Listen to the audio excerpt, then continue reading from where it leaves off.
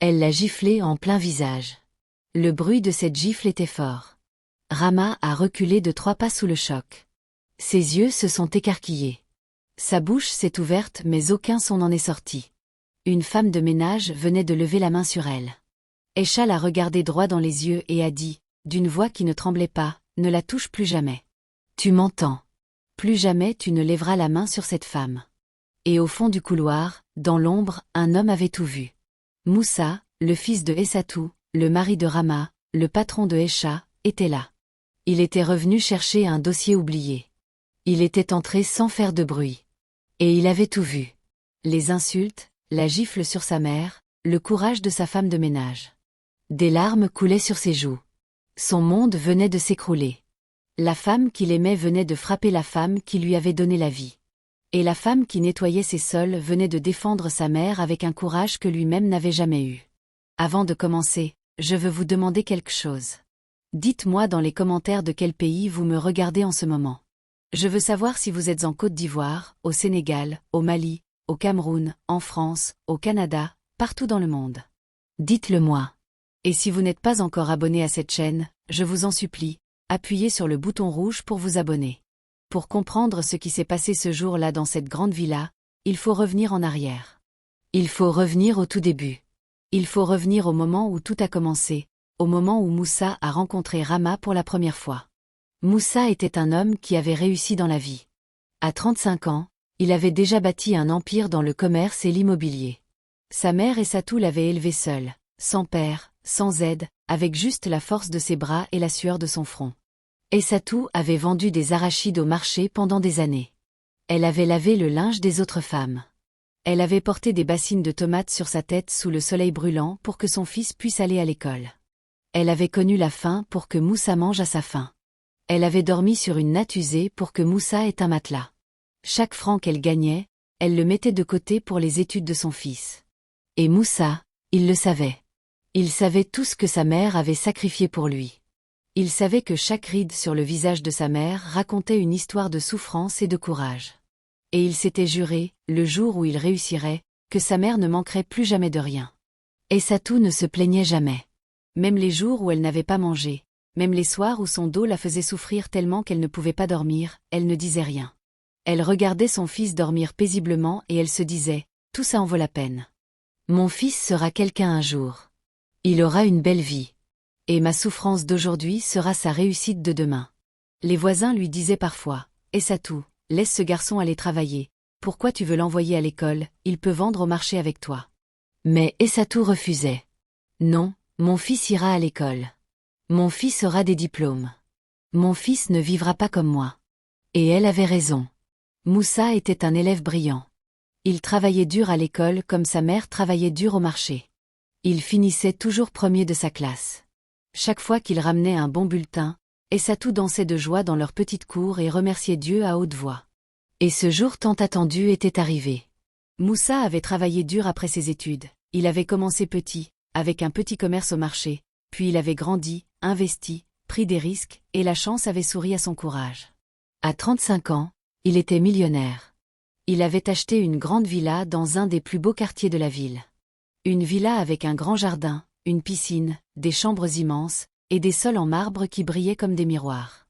Et la première personne qu'il avait installée dans cette villa, c'était sa mère Essatou. Il lui avait donné la plus belle chambre de la maison. Il lui avait acheté les plus beaux habits.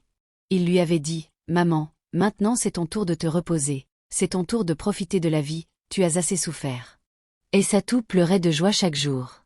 Elle remerciait Dieu pour ce fils qu'il lui avait donné. Elle priait pour lui chaque matin et chaque soir. Elle était fière de lui, tellement fière que son cœur débordait d'amour et de gratitude. C'est à cette époque que Moussa a rencontré Rama. C'était lors d'une soirée organisée par un ami homme d'affaires dans un grand hôtel. Moussa n'aimait pas trop ces soirées mondaines, mais son ami avait insisté. Et quand il est entré dans la salle, il l'a vue. Rama. Elle était debout près du bar, un verre à la main, vêtue d'une robe rouge qui moulait son corps comme une deuxième peau. Elle était belle. Non, belle est un mot trop faible pour décrire Rama. Elle était éblouissante. Son visage était parfait, sa peau était douce comme du beurre de karité, ses yeux étaient grands et profonds comme des lacs, ses lèvres étaient pulpeuses et dessinées comme par un artiste. Ses cheveux tombaient sur ses épaules en cascades soyeuses. Quand elle souriait, on aurait dit que le soleil se levait dans la pièce. Moussa est resté figé. Son cœur s'est mis à battre si fort qu'il pouvait l'entendre dans ses oreilles. Il n'avait jamais ressenti ça pour aucune femme. C'était comme si le monde entier s'était arrêté et qu'il ne restait plus qu'elle dans toute la salle. Son ami a remarqué son regard et a souri. Il lui a dit « Tu veux que je te la présente, elle s'appelle Rama ». Moussa a hoché la tête sans pouvoir parler. La présentation a été faite. Rama lui a souri de ce sourire qui pouvait faire fondre un iceberg. Elle lui a tendu sa main délicate et Moussa l'a prise comme s'il tenait un trésor. Ils ont parlé toute la soirée. Rama était intelligente, elle avait de la conversation, elle savait parler de tout et de rien avec une aisance qui fascinait Moussa. Elle avait fait des études à l'étranger, elle connaissait les grandes villes du monde, elle parlait de mode, de voyage, de restaurants chics. Moussa était complètement envoûté. Ce que Moussa ne voyait pas, ce que l'amour l'empêchait de voir, c'étaient les petits signes. Quand un serveur s'approchait avec un plateau, Rama le regardait de haut en bas avec un mépris à peine voilé. Quand une femme moins bien habillée passait à côté d'eux, Rama faisait une petite moue de dégoût. Quand Moussa lui parlait de sa mère et de ses origines modestes, Rama changeait rapidement de sujet. Ces petits signes, Moussa ne les voyait pas. L'amour est aveugle, dit le proverbe, et ce proverbe n'a jamais été aussi vrai que dans le cas de Moussa. Les semaines qui ont suivi, Moussa a tout fait pour séduire Rama. Il l'emmenait dans les meilleurs restaurants. Il lui offrait des bijoux, des sacs de marque, des chaussures importées. Il l'emmenait en voyage. Il la couvrait de cadeaux et d'attentions. Et Rama, elle acceptait tout avec un sourire, mais elle ne donnait jamais rien en retour. Elle prenait, comme une rivière qui ne fait que recevoir sans jamais déborder de l'autre côté.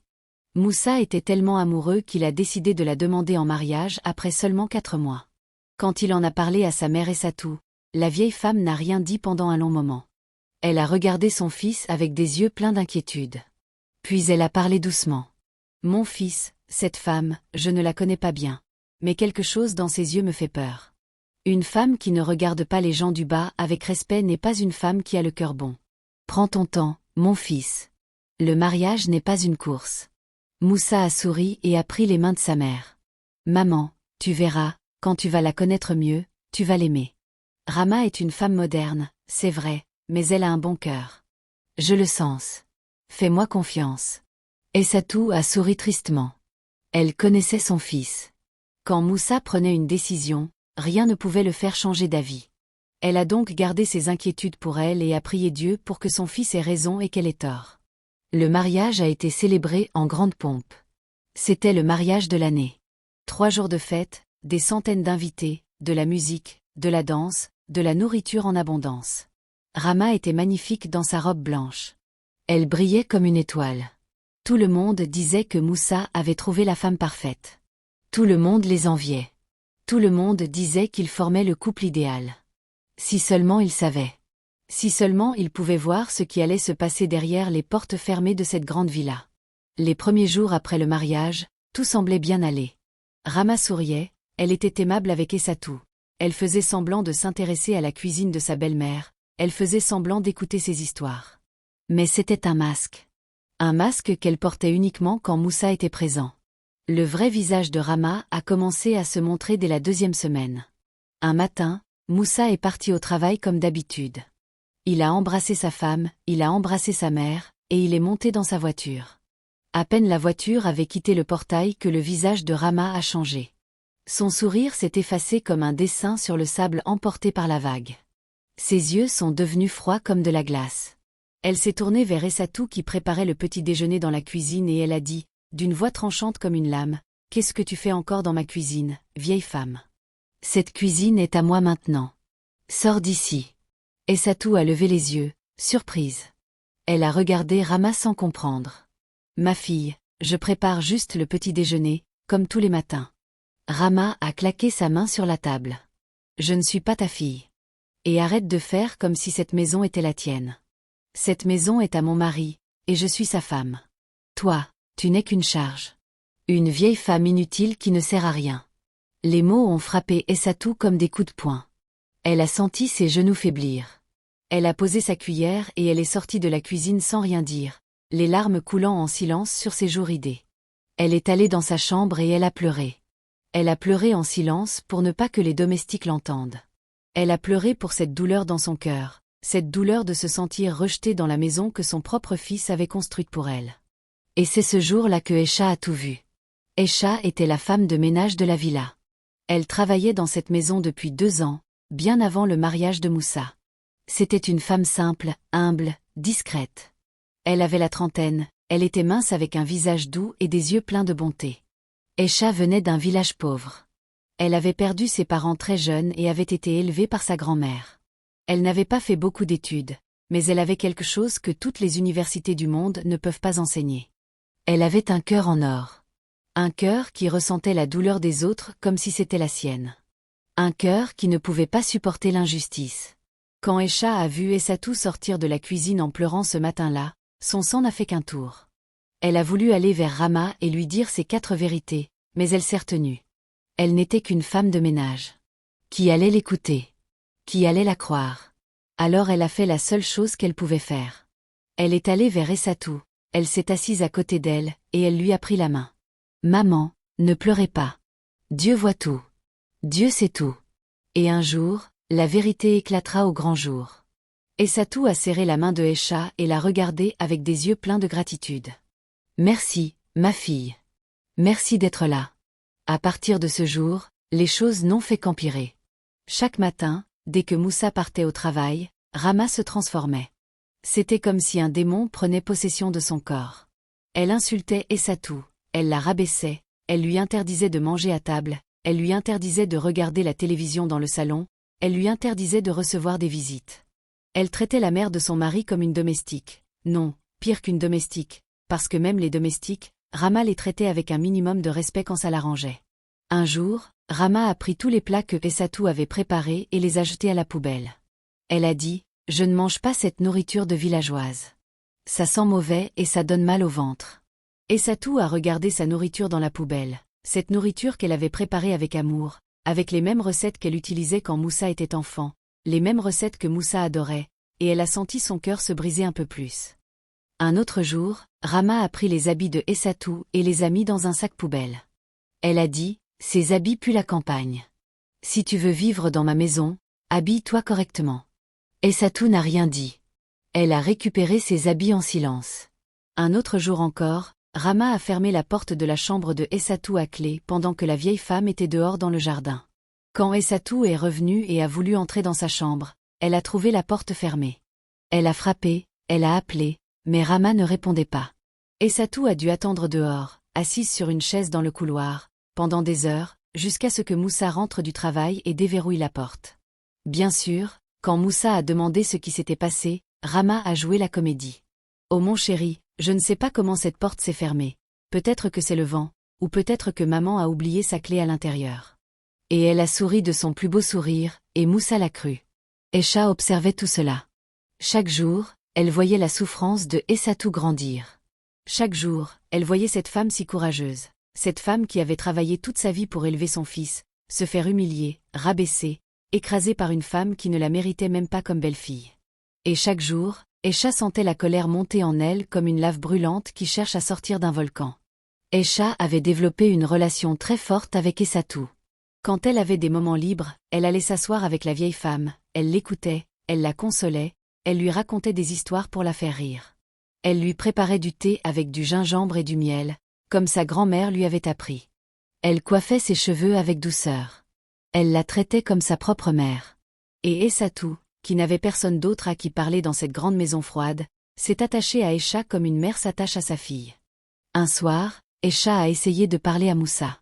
Elle a attendu qu'il soit seul dans son bureau et elle a frappé à la porte. « Patron, je peux vous parler. » Moussa l'a regardé et a dit, « Bien sûr Aïcha, entre. » Aïcha a hésité, puis elle a parlé. « Patron, je ne veux pas créer de problème, mais votre maman, elle ne va pas bien. Elle pleure beaucoup quand vous n'êtes pas là. Et Madame Rama, parfois elle lui parle d'une manière qui n'est pas correcte. » Le visage de Moussa s'est assombri. « Qu'est-ce que tu veux dire par là, Aïcha ?» Aïcha a baissé les yeux. « Patron, je dis juste ce que je vois. Votre maman souffre dans cette maison. » À ce moment-là, Rama est apparue dans l'encadrement de la porte. Elle avait entendu. Son visage était déformé par la colère, mais elle l'a caché rapidement derrière un masque de tristesse. Mon chéri, qu'est-ce que Esha te raconte? Tu sais que j'aime ta maman comme ma propre mère. Si parfois on a des petits malentendus, c'est normal entre belle-fille et belle-mère. Mais Esha exagère. Elle veut nous créer des problèmes. Et elle s'est mise à pleurer. Des larmes de crocodile, des larmes fausses, des larmes calculées. Et Moussa, encore une fois aveuglé par l'amour, s'est levé pour consoler sa femme. Il s'est tourné vers Esha et lui a dit « Esha, je te remercie de t'inquiéter pour ma mère, mais s'il te plaît, ne te mêle pas des affaires de famille. Rama aime ma mère, j'en suis sûre. » Esha est sortie du bureau avec un goût amer dans la bouche. Elle avait essayé. Elle avait échoué. Moussa était trop aveugle pour voir la vérité. Après cet incident, Rama est devenue encore plus méchante envers Essatou. C'est comme si le fait que Esha ait parlé l'avait rendue plus agressive, plus violente dans ses mots. Elle disait à Essatou, « Tu vois, même ta petite protégée ne peut rien faire pour toi. Ton fils même, il me choisira toujours. Et toi, tu n'es rien. Tu n'es qu'une vieille femme qui va mourir seule et oubliée. » Ces mots étaient des poignards dans le cœur de Essatou. Mais la vieille femme tenait bon. Elle tenait bon pour son fils, parce qu'elle l'aimait tellement qu'elle était prête à supporter n'importe quelle souffrance plutôt que de le mettre dans une situation difficile. Elle se disait, si je parle, mon fils va devoir choisir entre sa femme et sa mère, et je ne veux pas lui imposer ce choix. Alors elle gardait le silence, elle avalait ses larmes, elle priait Dieu, et elle attendait que les choses s'arrangent d'elles-mêmes. Mais les choses ne s'arrangeaient pas. Elles empiraient. Rama avait commencé à contrôler la nourriture que Essatou mangeait. Elle lui donnait les restes, les plats de la veille, le riz du fond de la marmite. Pendant que Rama mangeait du poulet grillé et des légumes frais, Essatou mangeait ce que même les chiens de la maison auraient refusé. Parfois, Rama ne lui laissait rien du tout. Elle disait, « J'ai oublié de te garder une assiette. Tu peux te préparer quelque chose toi-même. » Mais elle savait très bien que le réfrigérateur était fermé avec un cadenas dont elle seule avait la clé. Elle avait mis un cadenas sur le réfrigérateur en disant à Moussa que c'était pour empêcher les domestiques de voler la nourriture. Et Moussa avait encore cru cette explication ridicule. Il y avait aussi les humiliations devant les invités. Quand les amis de Rama venaient à la maison, Rama faisait exprès de rabaisser Essatou devant elle. Elle disait des choses comme « Ma belle-mère ne comprend pas grand-chose, elle n'a jamais été à l'école, la pauvre. » Ou alors « Elle n'a pas l'habitude des bonnes manières, il faut la pardonner. » Ses amis riaient et Essatou gardait la tête basse, humilié devant des étrangères dans sa propre maison. Esha qui servait le thé aux invités dans ces moments la serrait le plateau si fort que ses jointures blanchissaient. Mais elle ne disait rien. Pas encore. Et quand Esha essayait de donner un peu plus de nourriture à Essatou en cachette, Rama la surprenait et la menaçait. « Si tu continues, je te fais renvoyer sur le champ. Et tu sais que personne ne va t'embaucher après ça. » Esha serrait les dents et continuait de faire ce qu'elle pouvait en secret. Elle glissait des fruits dans la chambre de Essatou. Elle lui gardait un morceau de viande quand Rama ne regardait pas. Elle faisait de petits gestes d'amour qui, dans cette maison devenue une prison pour Essatou, étaient comme des rayons de soleil dans une nuit sans fin. Il y a eu un jour particulièrement douloureux que Esha n'oubliera jamais. C'était un dimanche. Moussa était parti jouer au golf avec des partenaires d'affaires. Essatou avait préparé un petit repas simple, du riz avec une sauce aux feuilles, le plat préféré de Moussa depuis qu'il était enfant. Elle voulait lui faire plaisir quand il rentrerait. L'odeur de la sauce remplissait toute la cuisine et Essatou fredonnait une chanson de son village en remuant la marmite. Pour une fois, elle avait l'air presque heureuse. Rama est descendue de sa chambre en peignoir de soie. Elle a reniflé l'air avec dégoût et elle est entrée dans la cuisine. Qu'est-ce que c'est que cette odeur? On dirait une porcherie ici. Essatou a répondu doucement, je prépare le plat préféré de Moussa. Il va être content quand il va rentrer. Rama s'est approchée de la marmite, elle a regardé dedans, et sans prévenir, elle a pris la marmite et l'a renversée par terre. La sauce brûlante s'est répandue sur le carrelage. Essatou a crié de surprise et a reculé pour éviter les éclaboussures. Rama a regardé le gâchis par terre et a dit froidement, « Nettoie ça. Et que je ne sente plus cette odeur dans ma maison. » Essatou s'est mise à genoux pour nettoyer la sauce, les larmes coulant sur ses joues. Esha qui avait entendu le bruit est arrivée en courant. Elle a vu Essatou à genoux en train de nettoyer et Rama qui s'éloignait en regardant son téléphone comme si rien ne s'était passé. Esha s'est agenouillée à côté de Essatou et l'a aidé à tout nettoyer. Puis elle a pris la vieille femme dans ses bras et l'a serrée fort. « Maman, Un jour tout ça va finir. Je vous le promets. Et quand Moussa est rentré ce soir-là, Rama lui a dit que sa mère avait fait tomber la marmite par maladresse et qu'elle avait nettoyé pour elle. Et Moussa a encore cru sa femme. Les mois passaient. La santé de Essatou commençait à décliner. Elle mangeait mal, elle dormait mal, elle était constamment stressée et humiliée. Elle avait maigri. Ses yeux autrefois brillants étaient devenus ternes. Sa voix autrefois forte était devenue un murmure. Aïcha voyait cette femme se faner comme une fleur privée d'eau et ça lui déchirait le cœur. Un jour, Essatou est tombée malade. Elle avait de la fièvre, elle toussait, elle n'arrivait pas à se lever. Aïcha a couru vers Rama pour lui dire qu'il fallait appeler un médecin. Rama a levé les yeux de son téléphone et a dit « Elle a juste un petit rhume, ça va passer. Pas besoin de déranger un médecin pour ça. » Aïcha a insisté. « Madame, elle est vraiment mal. Elle a beaucoup de fièvre. » Rama l'a regardée avec des yeux froids. J'ai dit non. Retourne travailler et arrête de me déranger avec cette vieille femme. Aïcha a pris son propre argent, l'argent qu'elle économisait pour envoyer à sa grand-mère au village, et elle a acheté des médicaments pour Essatou. Elle l'a soignée elle-même, avec des tisanes, des compresses fraîches, et beaucoup d'amour. Et quand Moussa est rentré le soir et a trouvé sa mère malade, Rama a joué encore une fois la comédie. Oh mon chéri, je ne savais pas qu'elle était si malade. J'ai demandé à Aïcha de s'occuper d'elle pendant que je faisais des courses. J'allais justement appeler le médecin quand tu es arrivé. Moussa a appelé le médecin, sa mère a été soignée, et une fois de plus, Rama s'en est sorti sans que personne ne sache la vérité. Sauf Aïcha. Aïcha savait. Aïcha se souvenait de chaque mot, de chaque geste, de chaque larme. Et dans son cœur, elle se faisait une promesse. Un jour, la vérité éclatera. Un jour, cette femme cruelle sera démasquée. Un jour, justice sera rendue. Ce jour est arrivé plus tôt que Aïcha ne le pensait. C'était un mardi matin ordinaire.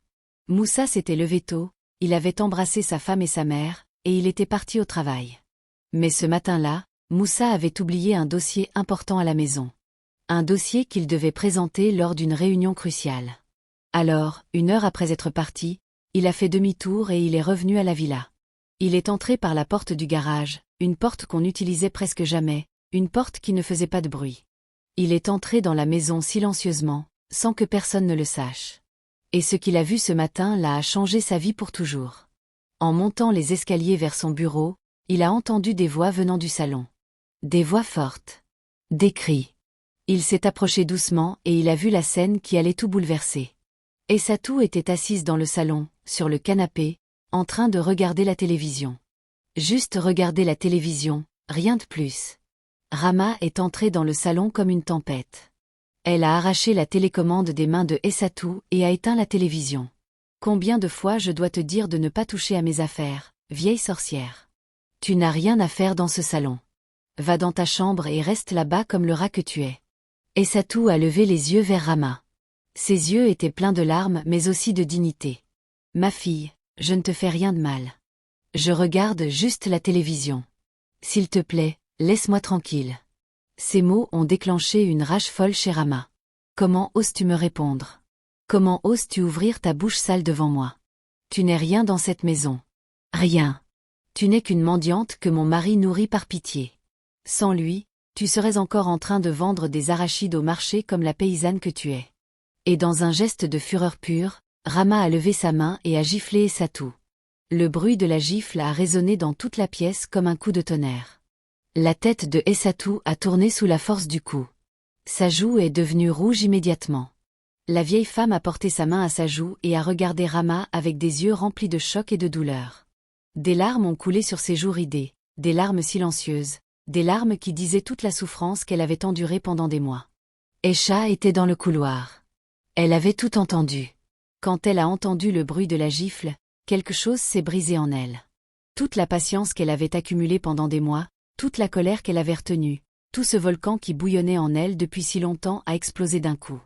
Elle est entrée dans le salon comme un ouragan. Ses yeux étaient en feu. Son corps tremblait de rage. Elle s'est plantée devant Rama, et avant que quiconque puisse réagir, elle a levé sa main et elle a giflé Rama en plein visage. Le bruit de cette deuxième gifle était encore plus fort que la première. Rama a reculé de 3 pas sous le choc. Elle a porté sa main à sa joue et a regardé Aïcha avec des yeux écarquillés, incapable de croire ce qui venait de se passer. Une femme de ménage venait de la gifler. Une simple femme de ménage venait de lever la main sur elle, la femme du millionnaire. Aïcha a regardé Rama droit dans les yeux et a dit, d'une voix qui ne tremblait pas, d'une voix forte et claire comme le son d'une cloche, ne la touche plus jamais. Tu m'entends. Plus jamais tu ne lèveras la main sur cette femme. Cette femme que tu traites comme un chien, cette femme que tu insultes et que tu humilies chaque jour, cette femme a porté ton mari dans son ventre pendant 9 mois. Cette femme a souffert pour le mettre au monde. Cette femme a sacrifié sa vie entière pour qu'il devienne l'homme qu'il est aujourd'hui. Et toi, qui es-tu? Tu n'es rien sans lui. Tu n'es qu'une femme cruelle et ingrate qui ne mérite même pas de respirer le même air que cette maman. Rama a ouvert la bouche pour parler, mais aucun mot n'est sorti. Pour la première fois de sa vie, quelqu'un lui tenait tête. Pour la première fois, quelqu'un osait lui dire la vérité en face. Et ce quelqu'un n'était pas un millionnaire, ni un homme d'affaires, ni une femme de pouvoir. C'était une simple femme de ménage avec un cœur plus grand que toutes les villas du monde. Et c'est à ce moment précis que Moussa est sorti de l'ombre. Il était là, derrière la porte du salon. Il avait tout vu, tout entendu. Depuis le moment où Rama avait arraché la télécommande des mains de sa mère jusqu'à la gifle que Aïcha avait donnée à Rama. Il avait vu sa femme insulter sa mère. Il avait vu sa femme frapper sa mère. Il avait vu la femme de ménage défendre sa mère avec un courage que lui-même n'avait pas eu. Le visage de Moussa était méconnaissable. La douleur, la colère, la honte, tout se mélangeait dans ses yeux. Des larmes coulaient sur ses joues, des larmes qu'il ne cherchait même pas à cacher. Il a regardé sa mère, cette femme forte qu'il avait élevée seule, assise sur le canapé avec une joue rouge et des larmes sur le visage, et son cœur s'est déchiré en 1000 morceaux. Puis il a regardé Rama. La femme qu'il aimait. La femme pour laquelle il aurait donné sa vie. La femme qu'il avait défendue contre tout le monde, y compris contre les avertissements de sa propre mère. Et en la regardant, il a vu la vérité pour la première fois. Il a vu le vrai visage de Rama, ce visage cruel, méchant, sans cœur, que tout le monde voyait sauf lui. Rama l'a vu et son visage est devenu blanc comme un linge. Elle a commencé à bégayer. « Mon chéri, ce n'est pas ce que tu crois, laisse-moi t'expliquer. Ta mère m'a provoqué, elle m'a insulté la première, je te jure que... » Mais Moussa l'a arrêté d'un geste de la main. Sa voix était calme, trop calme, cette sorte de calme qui vient avant la plus grande des tempêtes. « Tais-toi. » Il a dit ces 2 mots avec une telle autorité que Rama s'est figé sur place. Moussa s'est tourné vers sa mère. Il s'est agenouillé devant elle, il a pris ses mains, et il a pleuré. « Maman, pardonne-moi. Pardonne-moi d'avoir été aveugle. Pardonne-moi de ne pas t'avoir protégée. Pardonne-moi d'avoir cru cette femme plutôt que toi. Je suis le pire des fils. » Essatou a posé sa main sur la tête de son fils et a murmuré, « Tu n'es pas le pire des fils, mon enfant. Tu es le meilleur. L'amour t'a aveuglé, c'est tout. Mais maintenant tes yeux sont ouverts. » Moussa s'est relevé et s'est tourné vers Rama. Ses yeux étaient secs maintenant. La douleur avait laissé place à une détermination froide comme l'acier. Il a pensé à toutes ces fois où Rama pleurait et où il la croyait. Il a pensé à toutes ces fois où Aïcha essayait de lui ouvrir les yeux et où il ne l'écoutait pas. Il a pensé à toutes ces fois où sa mère mangeait des restes pendant que Rama mangeait les meilleurs plats. Il a pensé à la marmite de sauce renversée par terre. Il a pensé aux habits de sa mère jetés dans un sac poubelle. Il a pensé à la porte de la chambre fermée à clé. Tous ces souvenirs sont revenus d'un coup, comme un film qui défile à toute vitesse, et chaque image était un couteau dans son cœur. Il s'est souvenu de cette nuit où il était rentré tard du travail et où il avait trouvé sa mère endormie dans le couloir, assise sur une chaise, parce que sa chambre était fermée. Il avait cru l'explication de Rama sur le vent et la clé oubliée. Quel idiot il avait été. Quel fils indigne il avait été. Sa mère souffrait sous son propre toit et il ne voyait rien parce qu'une belle femme lui souriait et lui disait des mots doux chaque soir. « Rama, prends tes affaires et sors de cette maison. Aujourd'hui même. Je ne veux plus te voir ici. Je ne veux plus entendre ta voix. Je ne veux plus que tu sois près de ma mère. » Rama a essayé de pleurer, de supplier, de s'accrocher à lui. « Mon chéri, je t'en supplie, ne fais pas ça, je vais changer, je te promets, donne-moi une chance. » Mais pour la première fois, les larmes de Rama n'avaient aucun effet sur Moussa. Parce que maintenant il savait. Il savait que ses larmes étaient fausses. Il savait que ses promesses étaient vides. Il savait que cette femme n'avait jamais aimé personne d'autre qu'elle-même. « Sors, Rama. C'est fini. » Et Rama est parti. Elle a pris quelques affaires et elle est sortie de cette villa la tête basse, sans le sourire arrogant qu'elle portait d'habitude, sans la démarche fière qui était la sienne. Elle est sortie comme une ombre, et la porte s'est refermée derrière elle. Le silence qui a suivi le départ de Rama était un silence de soulagement. C'était comme si la maison entière pouvait enfin respirer. Comme si les murs, les sols, les meubles, tout avait été libéré d'un poids énorme. Même l'air semblait plus léger, plus frais, plus pur. Le soleil entrait par les grandes fenêtres du salon et pour la première fois depuis des mois, cette lumière ne semblait plus froide et indifférente.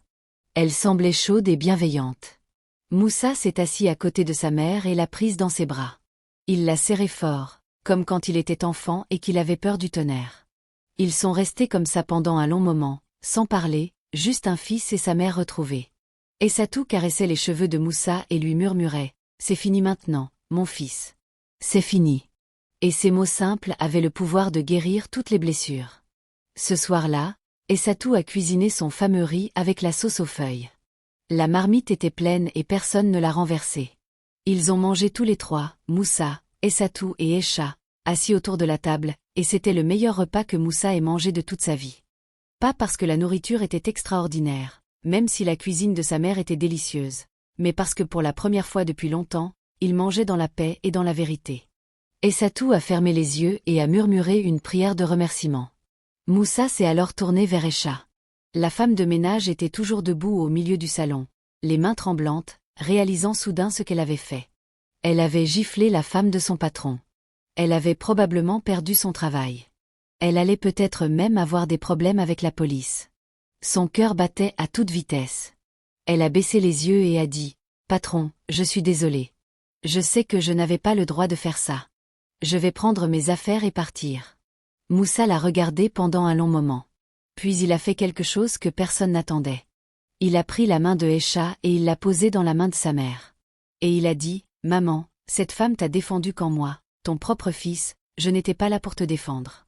Cette femme a risqué son travail, sa vie, sa liberté pour te protéger. Cette femme a plus de courage et plus de cœur que toutes les femmes riches et belles que j'ai connues. Cette femme, maman, c'est une vraie femme. » Et en disant ces mots, Moussa a compris quelque chose de profond. Il a compris que pendant tout ce temps, pendant qu'il courait après la beauté de Rama, la vraie beauté était juste là, devant ses yeux, en train de balayer ses sols et de prendre soin de sa mère. La beauté de Esha n'était pas celle qui éblouit les yeux dans une soirée chic. C'était la beauté qui réchauffe le cœur dans les moments difficiles. C'était la beauté du courage, de la bonté, de la loyauté, de l'amour vrai. Moussa se souvenait de la première fois qu'il avait vraiment regardé Esha. Pas la regarder comme on regarde une employée à qui on donne des ordres. Mais la regarder comme on regarde une personne. C'était le lendemain du départ de Rama. Esha était dans le jardin en train d'arroser les fleurs. Le soleil du matin éclairait son visage et Moussa s'était arrêté net. Comment avait-il pu ne pas voir cette douceur dans ses yeux? Comment avait-il pu ignorer ce sourire qui réchauffait l'atmosphère de toute la maison? Comment avait-il pu passer à côté de cette femme extraordinaire pendant des mois, aveuglé par le faux éclat de Rama? Moussa avait compris ce jour-là que la vie lui offrait une deuxième chance. Une chance de corriger ses erreurs. Une chance de choisir avec le cœur et non avec les yeux. Et il s'était promis de ne pas gâcher cette chance. Les jours qui ont suivi le départ de Rama ont été comme un nouveau départ pour toute la maison. Essatou avait retrouvé le sourire. Elle mangeait mieux, elle dormait mieux, elle riait de nouveau. La maison qui était devenue une prison était redevenue un foyer chaleureux et plein de vie. Moussa avait promu Esha. Elle n'était plus femme de ménage. Il l'avait nommée responsable de la maison, avec un salaire bien plus élevé. Mais au fond de lui, Moussa savait que ce n'était pas assez.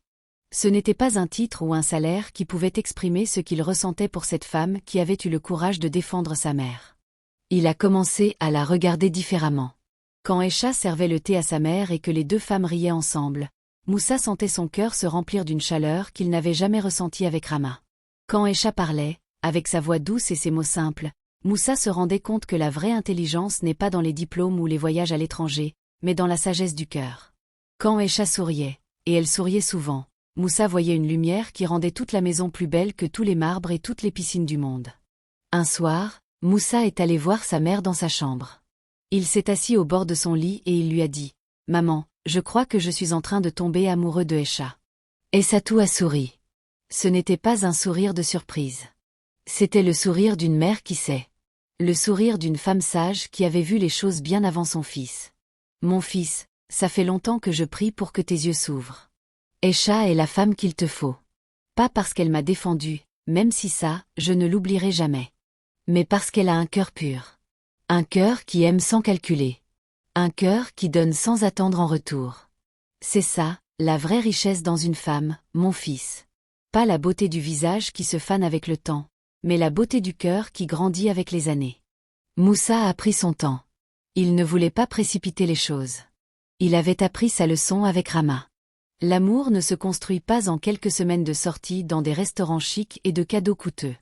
L'amour se construit dans le quotidien, dans les petits gestes, dans le respect, dans la confiance. Il a commencé par inviter Aïcha à manger à table avec lui et sa mère, comme un membre de la famille. Aïcha a refusé au début. Elle disait « Patron, je ne suis qu'une employée, ce n'est pas ma place. » Moussa a insisté. « Aïcha, tu n'es pas une employée. Tu es la femme qui a sauvé ma mère. Tu es un membre de cette famille, que tu le veuilles ou non. » Peu à peu, Aïcha a commencé à se sentir à l'aise. Elle mangeait avec eux, elle parlait avec eux, elle riait avec eux. Moussa découvrait chaque jour quelque chose de nouveau chez Aïcha. Il découvrait qu'elle connaissait les plantes médicinales que sa grand-mère lui avait enseignées. Il découvrait qu'elle savait raconter des histoires avec une telle passion que même lui, un homme d'affaires habitué aux réunions ennuyeuses, restait suspendu à ses lèvres. Il découvrait qu'elle avait une sagesse naturelle qui le surprenait. Un soir, il lui avait parlé d'un problème dans ses affaires, un associé qui le trompait. Aïcha avait écouté en silence puis elle avait dit « Patron, un arbre qui donne des fruits amers ne changera pas de goût, peu importe combien d'eau vous lui donnez. Coupez-le et plantez un nouvel arbre. » Moussa avait suivi son conseil et il avait eu raison. Il découvrait aussi la force de Aïcha. Cette femme qui semblait si fragile, si douce, avait en elle une force de caractère incroyable. Elle avait traversé des épreuves que beaucoup de gens n'auraient pas survécues. La perte de ses parents, la pauvreté, le travail dur depuis son enfance. Mais elle n'était ni amère ni en colère contre la vie. Elle disait souvent, « Dieu ne m'a pas donné la richesse mais il m'a donné un bon cœur, et un bon cœur vaut plus que tout l'or du monde. » Et quelque chose a commencé à naître entre elle et Moussa. Quelque chose de doux, de naturel, de vrai. Pas le coup de foudre éblouissant et aveuglant que Moussa avait ressenti pour Rama. Non. C'était quelque chose de plus profond, de plus solide, comme les racines d'un grand arbre qui s'enfonce dans la terre et que rien ne peut arracher.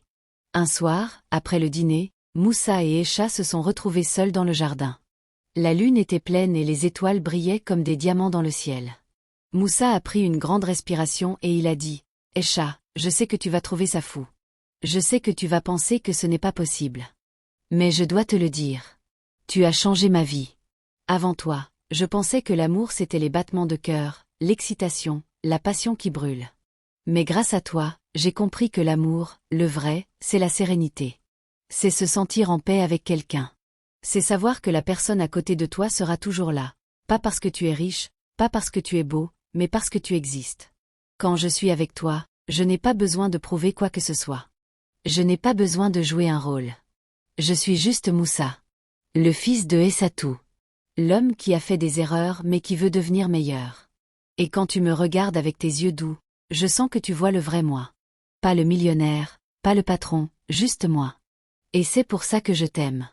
Je t'aime pas comme j'ai aimé Rama, pas avec les yeux, pas avec l'excitation d'un moment. Je t'aime avec mon cœur, avec mon âme, avec tout ce que je suis. Et si tu veux bien de moi, je veux passer le reste de ma vie avec toi. Aïcha l'a regardé avec des yeux brillants de larmes.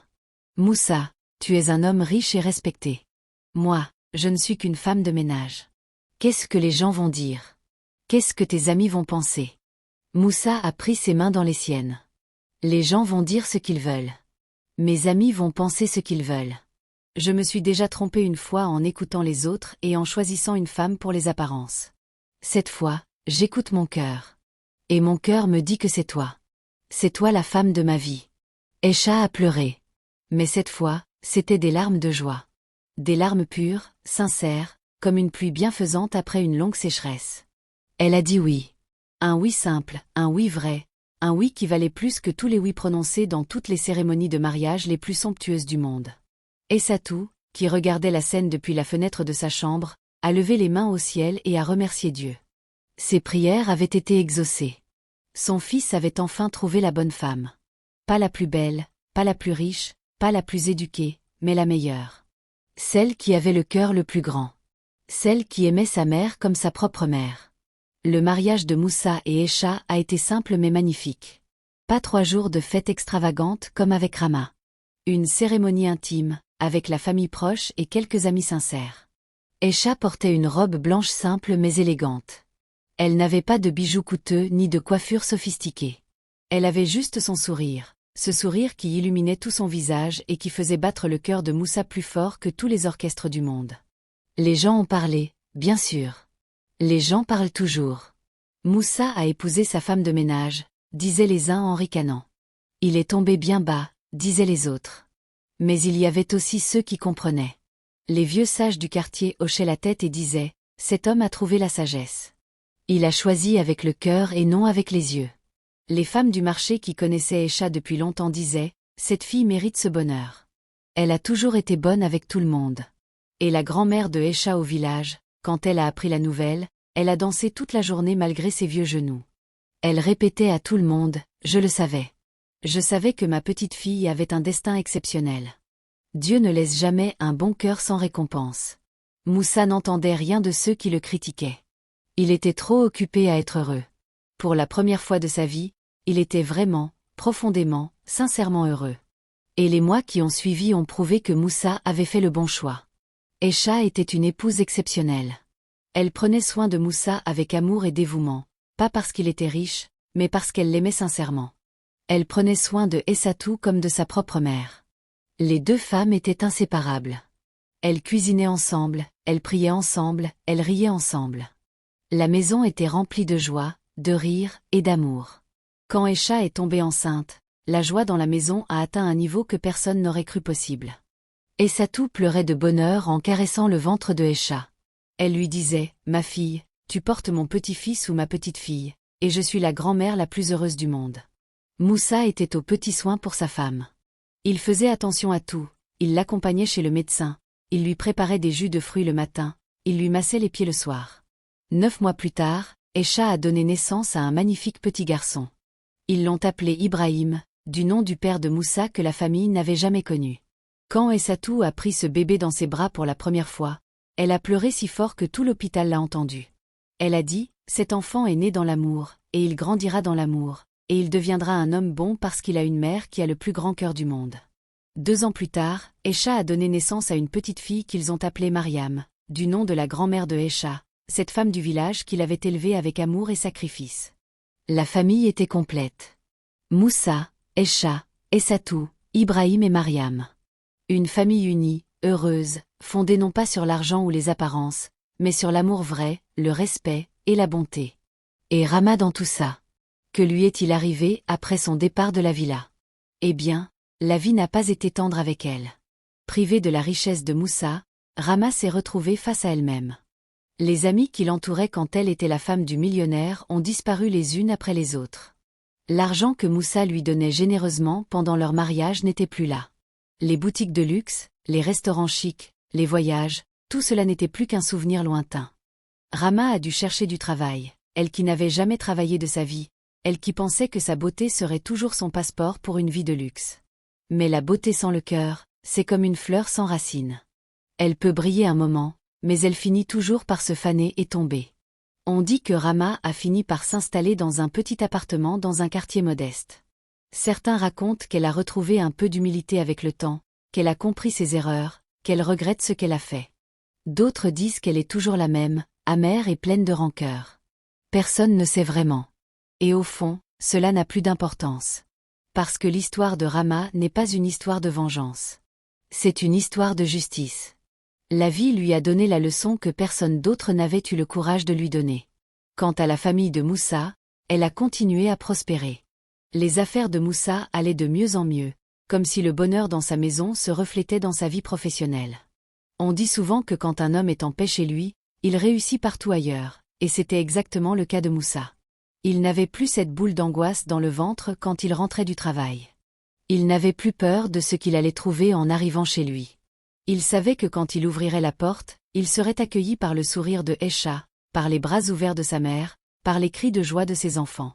Et cette certitude, cette paix intérieure, lui donnait une force incroyable dans tout ce qu'il entreprenait. Aïcha, avec son intelligence naturelle et son sens pratique, l'aidait souvent dans ses décisions. Elle n'avait peut-être pas de diplôme universitaire, mais elle avait quelque chose de plus précieux. L'instinct du cœur, cette capacité à sentir les gens, à distinguer les vrais défauts, à voir au-delà des apparences. Cette capacité que Moussa n'avait pas eue quand il avait rencontré Rama. Essatou a vécu ses plus belles années entouré de ses petits-enfants. Chaque matin, Ibrahim et Mariam couraient dans sa chambre pour l'embrasser. Chaque soir, elle leur racontait des histoires du village, des contes anciens pleins de sagesse et de magie. Et parfois, quand les enfants étaient endormis, Essatou regardait Aïcha et lui disait « Ma fille, tu sais que Dieu t'a envoyée dans cette maison pour une raison. Tu étais destinée à être ici. Tu étais destinée à être la femme de mon fils et la mère de mes petits-enfants. Et cette gifle que tu as donnée à Rama ce jour-là, cette gifle c'était la main de Dieu qui agissait à travers toi. » Aïcha souriait et prenait la main de sa belle-mère. « Maman, je n'ai fait que ce que mon cœur m'a dit de faire.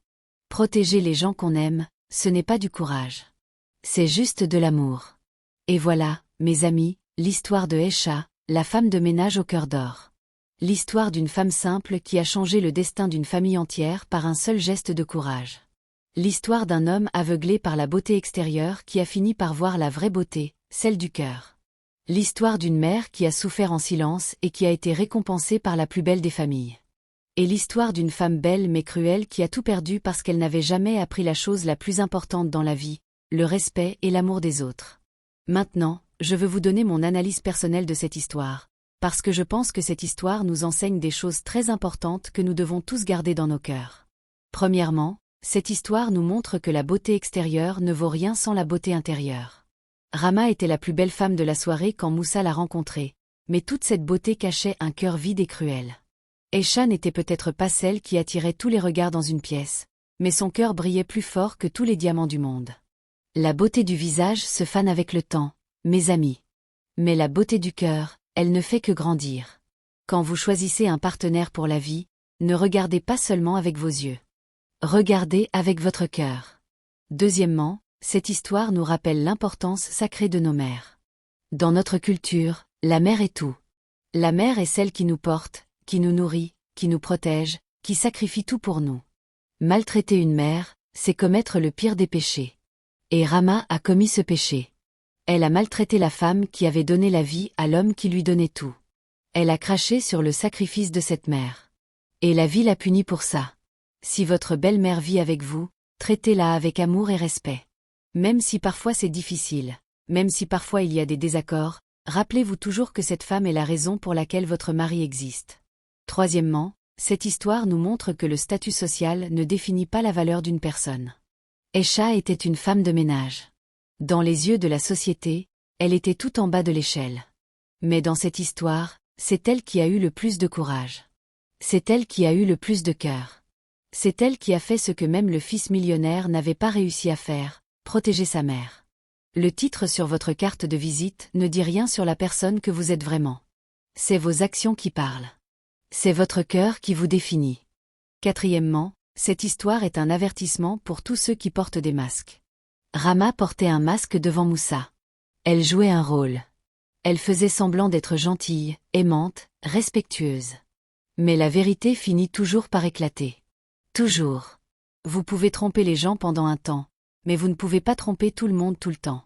Le masque finit toujours par tomber, et quand il tombe, c'est souvent trop tard pour le remettre. Et cinquièmement, cette histoire nous enseigne que Dieu place les bonnes personnes sur notre chemin au bon moment. Aïcha n'est pas arrivée dans cette maison par hasard. Elle était là pour une raison. Elle était là pour protéger Essatou, pour ouvrir les yeux de Moussa, et pour trouver sa propre destinée. Parfois, les bénédictions viennent d'endroits inattendus. Parfois, la personne qui va changer votre vie n'est pas celle que vous attendez. Cette histoire me touche profondément parce que je crois que dans ce monde, il y a encore des gens comme Aïcha. Des gens simples, humbles, qui ne font pas de bruit, mais qui ont des cœurs immenses. Des gens qui se battent pour la justice non pas avec des mots, mais avec des actes. Et ces gens-là méritent tout notre respect et toute notre admiration. Je pense aussi à toutes les mamans qui souffrent en silence dans le monde entier. Les mamans qui sont maltraitées par leur belle-fille ou leur beau-fils. Les mamans qui pleurent dans leur chambre quand personne ne regarde. Les mamans qui gardent le silence pour ne pas créer de problème à leurs enfants. À ces mamans, je veux dire, vous n'êtes pas seules. Votre souffrance n'est pas invisible. Et un jour, comme pour Essatou, la lumière va briller sur votre chemin. Je pense aussi à Moussa. Son erreur, c'est l'erreur que beaucoup d'hommes font. Ils choisissent une femme pour ce qu'elle montre au monde et pas pour ce qu'elle est vraiment. Ils se laissent aveugler par un beau sourire, un beau corps, une belle façon de parler, sans prendre le temps de regarder ce qui se cache derrière le rideau. L'amour vrai, ce n'est pas le papillon dans le ventre quand tu vois une belle femme. L'amour vrai, c'est la paix dans le cœur quand tu es avec une bonne personne. Moussa a appris cette leçon de la manière la plus dure, mais au moins il l'a apprise. Et pour finir, je veux que vous reteniez une chose de cette histoire. La bonté n'est jamais une faiblesse. Être gentil, être humble, être généreux, ce n'est pas être faible. Aïcha était la personne la plus humble de cette maison, et pourtant c'est elle qui a eu le courage de se lever quand personne d'autre ne le faisait. La bonté est la plus grande force qui existe sur cette terre. Et un jour, tôt ou tard, la bonté est toujours récompensée. Maintenant, je veux vous entendre, vous, mes fidèles spectateurs. Qu'est-ce que vous pensez de cette histoire? Est-ce que Aïcha a eu raison de gifler Rama? Est-ce que Moussa aurait dû ouvrir les yeux plus tôt? Est-ce que vous pensez que Rama méritait ce qui lui est arrivé? Dites-moi tout dans les commentaires. Je lis chaque commentaire, et j'aime débattre avec vous. N'oubliez pas de vous abonner si ce n'est pas encore fait, de mettre un pouce bleu, et de partager cette vidéo avec vos amis et votre famille. À très bientôt pour une nouvelle histoire.